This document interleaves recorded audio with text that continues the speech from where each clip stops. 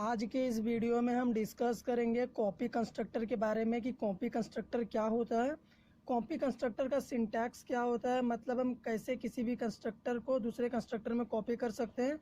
Syntax आपको बताएंगे और उसी सिंटैक्स का यूज़ करके हम एक छोटा सा प्रोग्राम बनाएंगे जिसमें हम शो करेंगे कि कैसे हम किसी भी ऑब्जेक्ट को दूसरे ऑब्जेक्ट में कॉपी कर रहे हैं using copy constructor.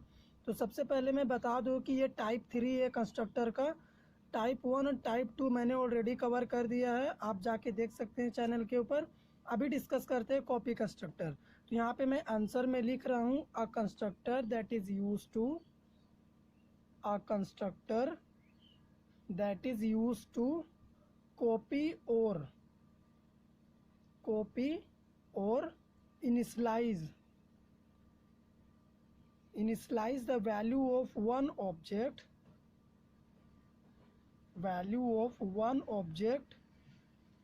into another object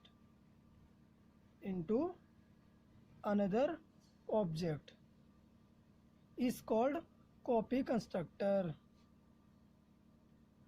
copy constructor हम उस कंस्ट्रक्टर को कहते हैं जो किसी दूसरे ऑब्जेक्ट को कॉपी या फिर उसके वैल्यू को इनिशियलाइज करता है खुद के ऑब्जेक्ट में।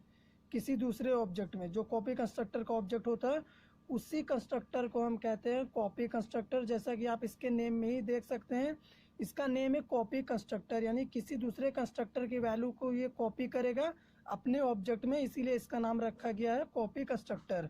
अब इसका एक सिंटैक्स होता है, चलिए सिंटैक्स लिखते हैं, उसके बाद इसी सिंटैक्स का यूज़ करके प्रोग्राम बनाऊंगा। तो सिंटैक्स के लिए आपको लिखना पड़ेगा क्लास नेम, ये हमारा क्लास नेम होगा। उसके बाद पैरेंथेसिस ओपन करिए और यहाँ पे भी लिखिए क्लास नेम।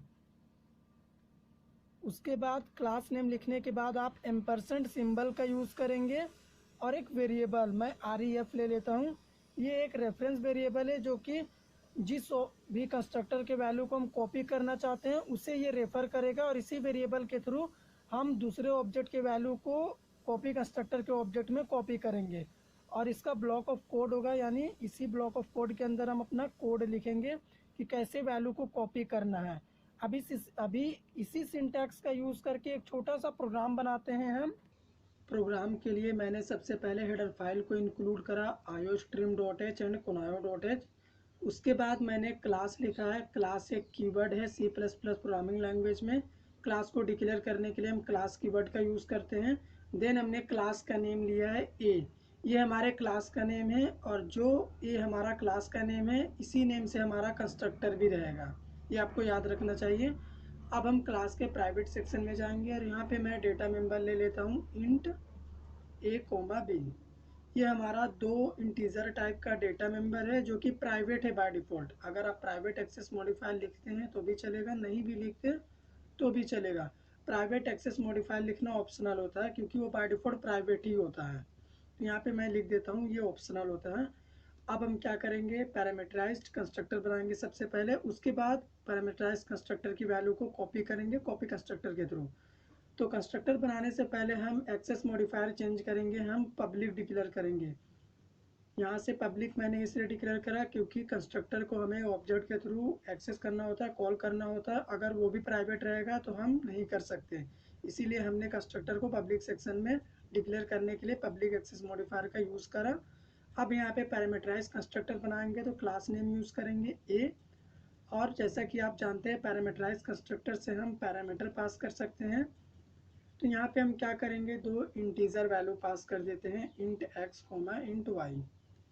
ये हमारा 2 इंटीजर वैल्यू हो गया। तो ये x और y जो वेरिएबल है ये लोकल वेरिएबल है, ये केवल इसी पैरामीटराइज कंस्ट्रक्टर तक ही इसका स्कोप है, इसके बाहर हम इसे एक्सेस नहीं कर सकते, यानी प्रिंट नहीं करा सकते। तो अब हम क्या करेंगे, यहाँ पे जो भी वैल्यू a वाले वेरिएबल में आए, x वेरिएबल में आएगा उससे हम स्टोर करा देंगे a वेरिएबल में, और जो भी वैल्यू y में आएगा जब हम पास करेंगे ऑब्जेक्ट क्रिएशन के टाइम उससे हम स्टोर करा देंगे b वाले वेरिएबल में। तो ये ए बी में वैल्यू स्टोर हो चुका है, जो भी लोकल वेरिएबल एक्स वाई से वैल्यू आया हमने उसे स्टोर करा दिया। अब हम यहाँ पे क्या करेंगे, एक कॉपी कंस्ट्रक्टर बनाएंगे। तो कंस्ट्रक्टर बनाने के लिए फिर से हम क्लास नेम लिखेंगे A और इसके पैरेंथेसिस के अंदर हम लिखेंगे फिर से क्लास नेम।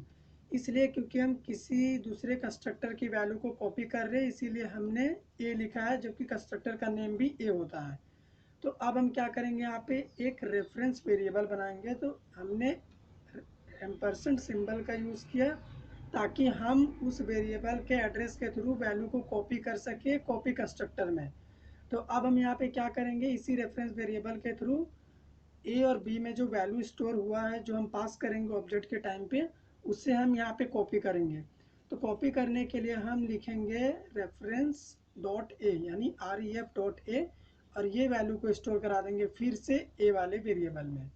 अब इसी तरह बी वाले वेरिएबल में भी हम स्टोर करा देंगे बी की वैल्यू को। तो हम लिखेंगे ref डॉट बी और इसे असाइन करा देंगे बी वाले वेरिएबल में। तो आप देख सकते हैं हमने जो वैल्यू एक्स वाई से ए बी में स्टोर करा था, उसे हमने फिर से कॉपी कंस्ट्रक्टर में रेफरेंस वेरिएबल के थ्रू ए बी में फिर से उसे स्टोर करा दिया है।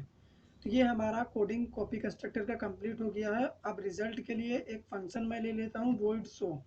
ये क्या करेगा, जस्ट रिजल्ट प्रिंट करके देगा हमें। तो यहाँ पे रिजल्ट प्रिंट करने के लिए हम सी आउट ऑब्जेक्ट का यूज़ करेंगे और ए बी को जस्ट प्रिंट कर देंगे।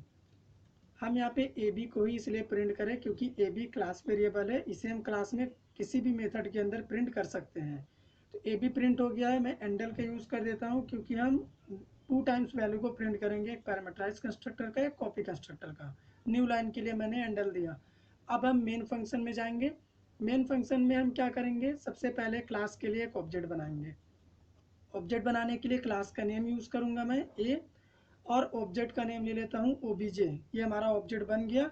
जैसा कि आप जानते हैं पैरामीटराइज कंस्ट्रक्टर है, तो यहाँ से वैल्यू पास करनी पड़ेगी। तो मैं वैल्यू पास कर देता हूँ 10, 20। मैंने 2 इंटीजर वैल्यू पास कर दिया। अब ये 10, 20 एक्स वाई वेरिएबल में जाएगा जहाँ पे पैरामीटराइज कंस्ट्रक्टर है।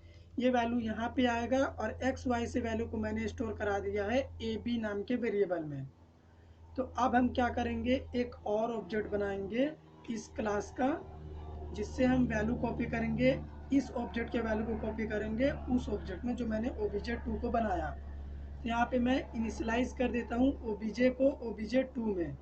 तो मैंने आपको शुरू में ही बताया था कि कॉपी कंस्ट्रक्टर क्या करता है, ऑब्जेक्ट को इनिशियलाइज करता है किसी दूसरे ऑब्जेक्ट में, और उसके वैल्यू को ये इनिशियलाइज होते ही अपने ऑब्जेक्ट में स्टोर करा लेता है। यहाँ पे वैल्यू कॉपी हो चुकी है। अब हम क्या करेंगे, सबसे पहले पैरामीटराइज कंस्ट्रक्टर का जो ऑब्जेक्ट है उससे हम शो फंक्शन को कॉल करते हैं। तो मैं यहाँ पे obj डॉट शो लिख देता हूँ और गेट सी एस से प्रोग्राम क्लोज करके आपको पहले रिजल्ट दिखाते हैं। उसके बाद कॉपी कंस्ट्रक्टर का ऑब्जेक्ट बनाएंगे और उसका भी रिजल्ट दिखाएंगे आपको। कॉपी कंस्ट्रक्टर से फंक्शन को कॉल करेंगे मतलब। तो मैं CLR यहाँ पे लिख देता हूँ ताकि कंसोल क्लियर रहे। तो अब चलिए कोड को सेव करके रिजल्ट देखते हैं।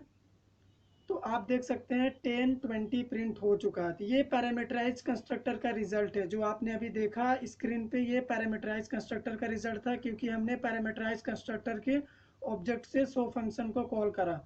अब हम क्या करेंगे, कॉपी कंस्ट्रक्टर के ऑब्जेक्ट से सेम शो फंक्शन को कॉल करेंगे। तो कॉपी कंस्ट्रक्टर के ऑब्जेक्ट का नाम है obj2 डॉट शो फंक्शन।